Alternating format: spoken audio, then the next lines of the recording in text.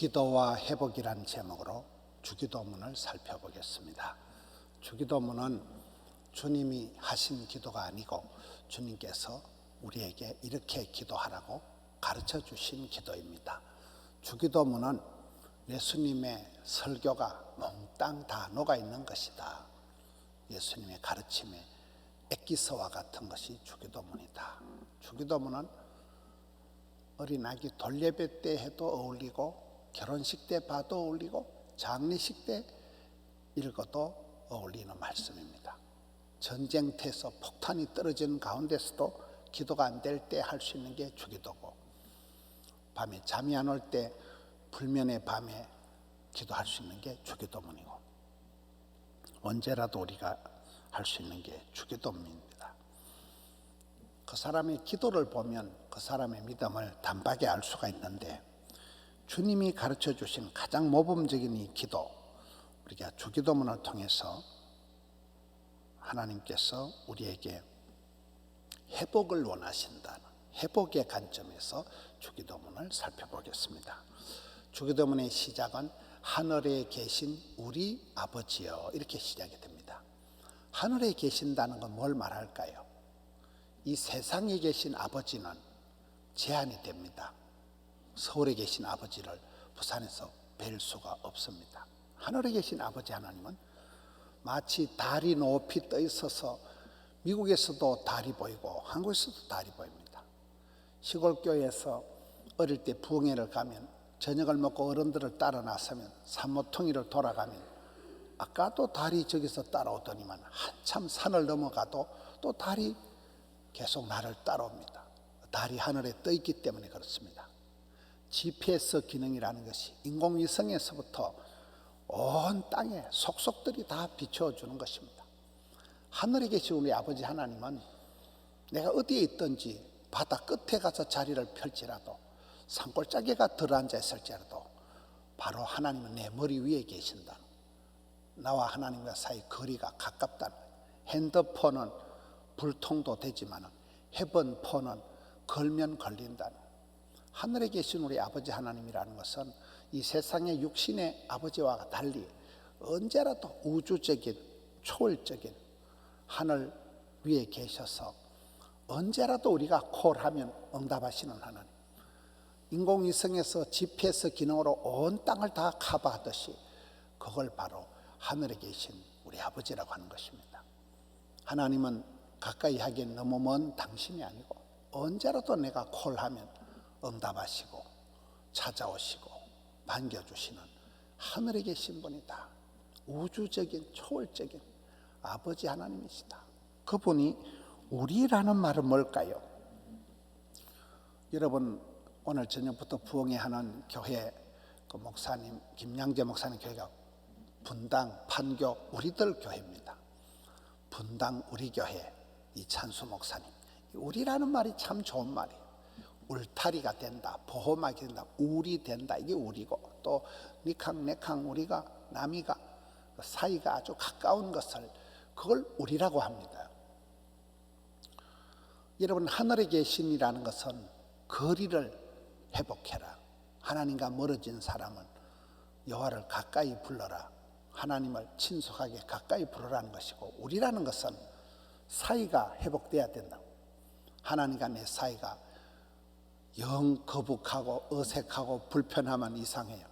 아버지 집에 있는 게 세상의 첫날보다 낫고, 통친한낙, 하나님과 내가 기도할 때 신통 방통 신통 인통 물통 사통, 신통하다 통한다, 친하다 친구처럼 가깝다 친하다, 다윗처럼 마음이 합한 자다, 코드가 딱 맞다. 그리고 주 안에 있는 게 즐거워요. 예배하는 시간이 즐겁고 주와 함께 걸어가는 길이 즐거워야 돼요. 사이가 회복이 돼야 된다는, 거리가 회복되는 게 하늘이고 사이가 회복되는 게 우리고, 아버지라는 건 뭘까요? 아버지라는 것은 상속권을 얘기합니다. 누가복음 15장의 탕자의 비유에는 탕자 아버지가 나오고 형님이가 나오고 탕자가 나옵니다. 탕자 이모나 누님이나 언니나 엄마는 나오지가 않습니다. 이 동양적인 문화에서 호주제, 상속권을 가지고 있는 아빠를 말하는 것입니다. 그러니까 우리가 아버지라고 부를 때는, 그러니까 아빠라는 것은 하늘의 모든 영광을 가지고 계신 어마무시한 분이 우리의 아버지가 된다는 거예요. 그 사람이 삼성가에, 현대가에, 롯데에, 사돈에, 팔촌에, 육촌에 8천만 돼도 뭐 공장 하나쯤 가지고 있고 이러더라고 보니까요. 상속권이 그렇게 무서운 것입니다. 하늘에 계신 우리 아버지 하나님은 모든 영광에 뛰어나신 분, 모든 것을 내게 주실 수 있는 분, 그 권세를 회복하라는 것입니다.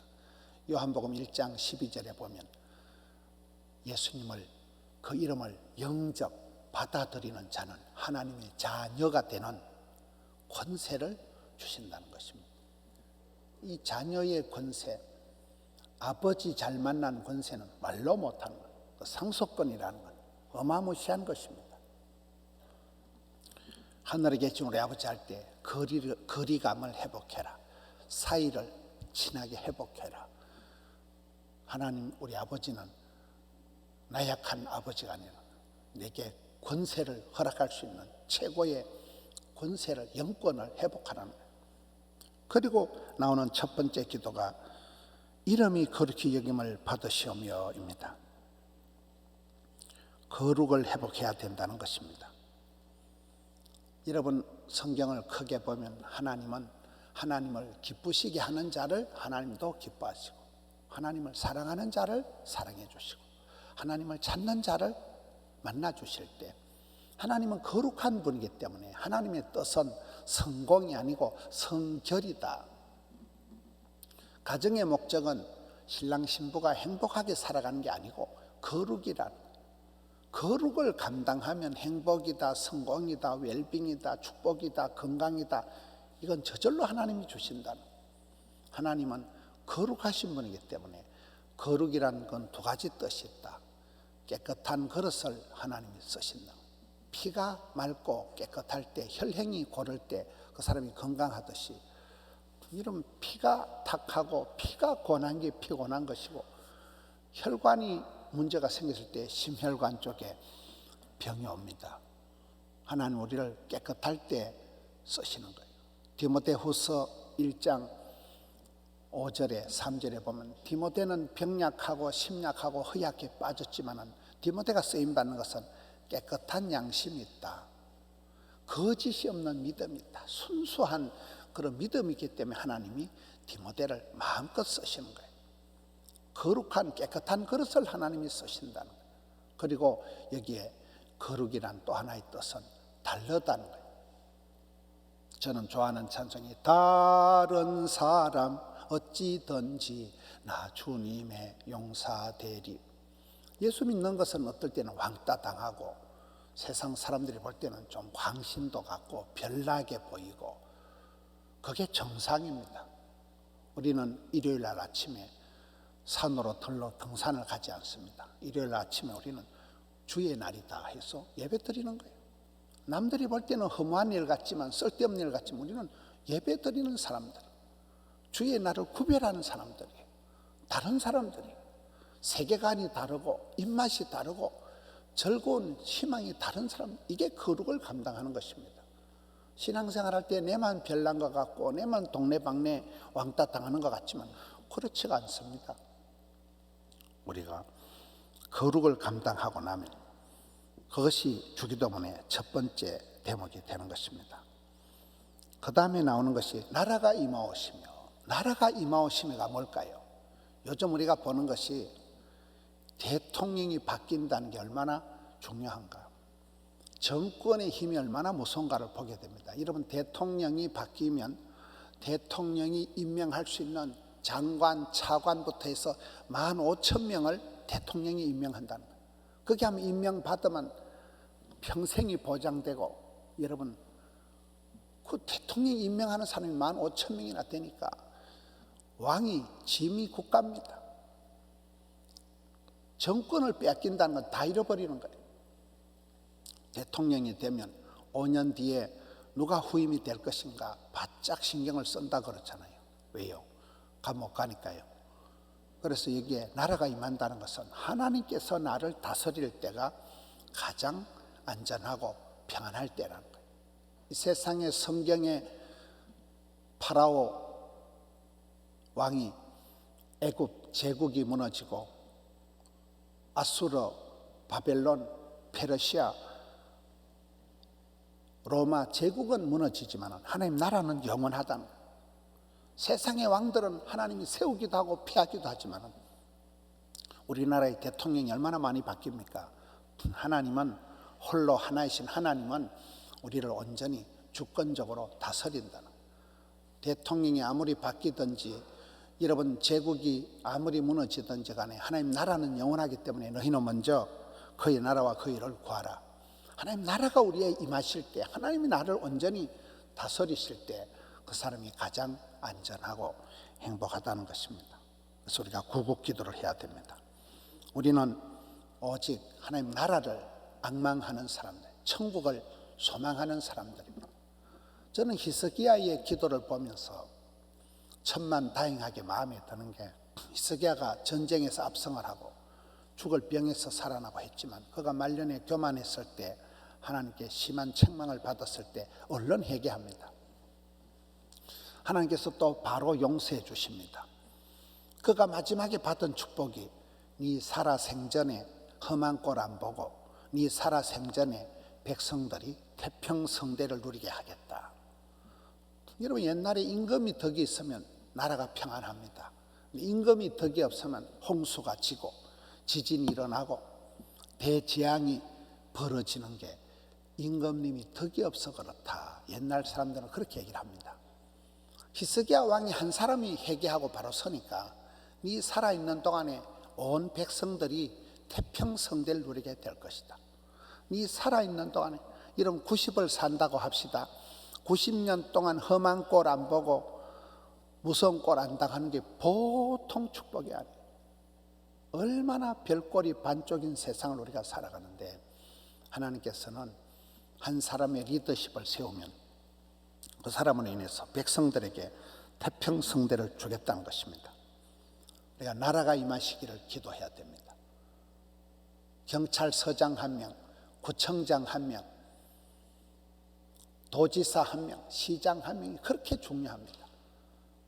인허가를 하는 그 한 사람의 권세가 그 구민들, 시민들, 백성들을 좌지우지할 수 있는 거예요.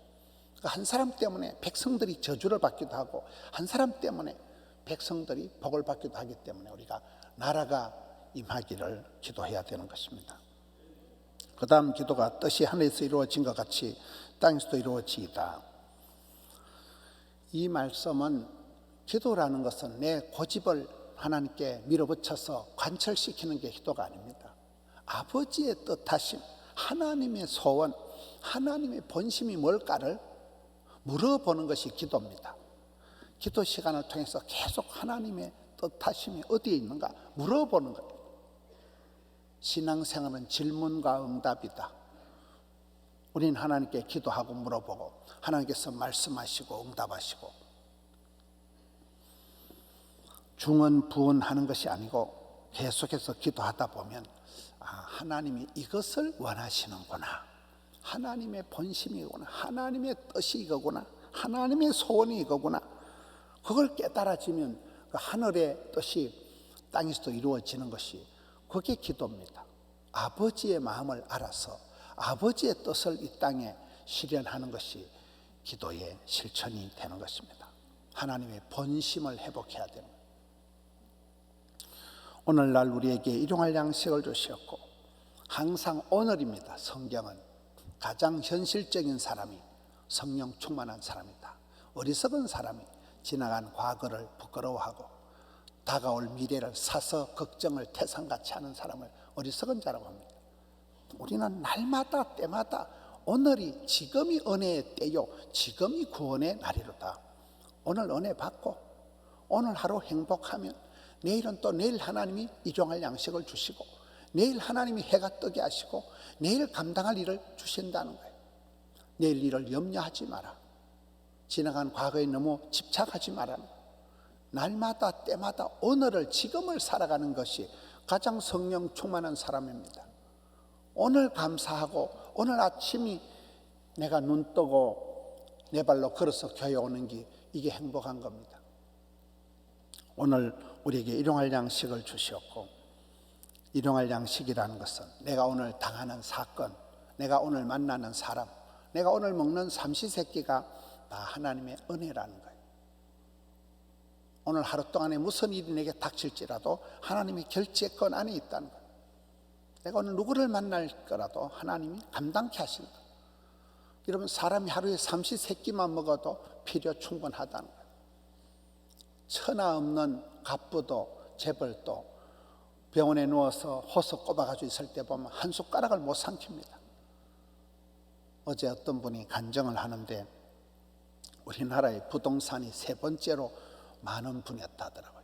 이분이 너무 막 돈만 밝히고 이래 살다가 죽을 때가 되어서 큰 병이 얻어가지고 뭐 세운 종합상가 이런 게 다 자기 거라더라고요.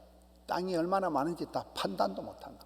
이런 큰 서울의 종합상가 한 상가 안에 한 층에 막 수백 개의 점포가 들어가 있는데 그 건물을 휠체어를 타고 돌아보는데 건물에 새들은 사람도 아니고 그 건물 앞에 조금씩 앉아가지고 난전에 꼬무 달아해 놓고 장사하는 아줌마가 물건 팔다가 짜장면을 시켜가지고 막 나무 젓가락으로 이래가지고 막 그걸 입으로 막 훅 먹는데 너무 부럽더라는 거예요. 자기는 돈을 쳐 쌓아놓고 계산도 못하는데 지금 죽어가는데 저 아줌마는 자기 점포도 하나 아니고 점포 앞에서 꼬무 달아해 놓고 장사하는데도 저렇게 짜장면을 맛있게 먹는 걸 보고는 살아야 되겠다 생각을 하고 그분이 교회에 나와서 회개하고 90세까지 사신 분인데 아주 그분의 간증을 따로 여러분 우리가 설사를 질질하고 할 때 밥 한 숟가락을 못 삼킵니다. 밥 한 끼를 못 먹습니다. 일용할 양식이라는 게 얼마나 위대합니까? 이런 우리가 코로나 때 제일 문제가 일상이 회복돼야 돼. 일상 회복. 내가 밥 잘 먹고 잠 잘 자고 여러분 하루를 잘 보내는 일상이 회복되는 게 이게 최고의 축복입니다. 뭐 꼭 별나서가 특별한 축복이 아닙니다. 일용할 양식은 하나님 일상을 회복해 주옵소서.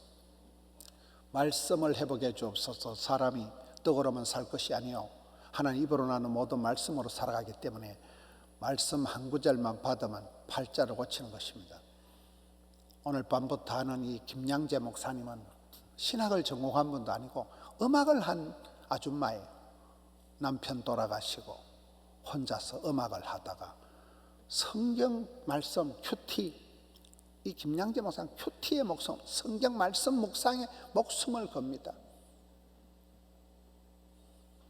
말씀 속에서 답을 찾고 길을 찾고 복을 받은 아줌마예요. 암 수술을 하고도 굴하지 않고 항암을 다 마치고 한 아줌마가 말씀 속에서 놀라운 빛을 찾고 사람이 떡으로만 살 것이 아니요 하나님의 입으로 나는 말씀으로 산다는 거이죠. 말씀을 회복해야 되면 일상을 회복해야 돼요.